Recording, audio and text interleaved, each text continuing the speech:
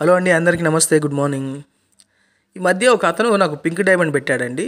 అతనికి నాకు కొంచెం వారైంది. అది పింక్ డైమండ్ అంటే పింక్ డైమండ్ అండి, 10 సంవత్సరాల ఎక్స్పీరియన్స్ అన్నాడు. సో చూస్తే అది పింక్ డైమండ్ కాదు, ఇలాంటివి చాలా తిరుగుతున్నాయి, కొనకండి మీరు. ఫస్ట్ ల్యాబ్ రిపోర్ట్ కూడా ఉందండి, నాతో వాదన చేశారు. అది ల్యాబ్ రిపోర్టు ఫేకే, ఆ డైమండు ఫేకే. ఇలాంటిది ఇంకో డైమండ్ కూడా తిరుగుతుందండి. ఇది చూడండి, ఈ మధ్యకాలంలో చాలామంది డైమండ్ హంటింగ్ వెళ్ళి ఉంటారు.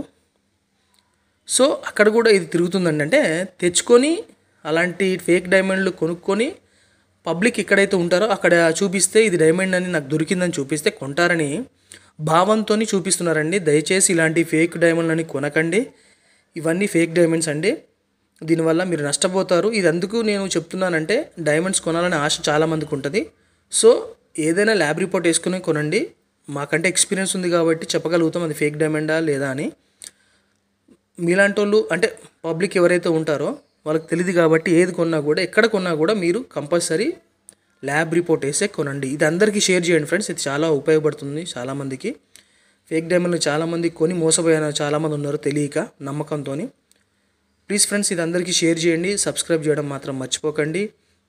ఇంకోటి గుర్తుంచుకోండి, ఎప్పుడైనా సరే ఇలాంటివి చూపించి నా దగ్గర ల్యాబ్ రిపోర్ట్ కూడా ఉంది అని అంటే మీరు ఎంబడే నమ్మకండి. మీరు కూడా ల్యాబ్ రిపోర్ట్ వేయించుకోవాలి, అది పద్ధతి.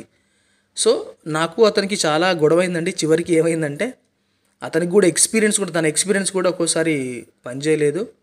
సో తర్వాత ల్యాబ్ రిపోర్ట్ కూడా ఫేక్ అన్నాను. తర్వాత వాళ్ళని ఎవరైతే అమ్ముతానన్నారో వాళ్ళని మళ్ళీ రమ్మనండి, దాన్ని కావాలని మళ్ళీ ఒకసారి ల్యాబ్ రిపోర్ట్ వేయిద్దామంటే వాళ్ళు రానని చెప్పారు. ఇలాంటివి మీరు దయచేసి నమ్మకండి ఫ్రెండ్స్.